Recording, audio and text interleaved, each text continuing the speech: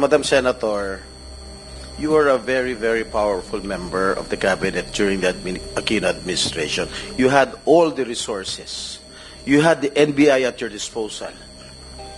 Lahat ng mga government agencies were under your disposal. You had the ear of the president. Bakit hindi kayo nag-file ng kaso laban kay Mayor Duterte? At that time, the relevant, real evidence, testimonial evidence, wala pa po sa aking disposal. Although I did try, yung sinabi ko po kanina, na rinifer ko na muna sa NBI. So, kaya lang, yun ang naging report, binalik nila sa akin.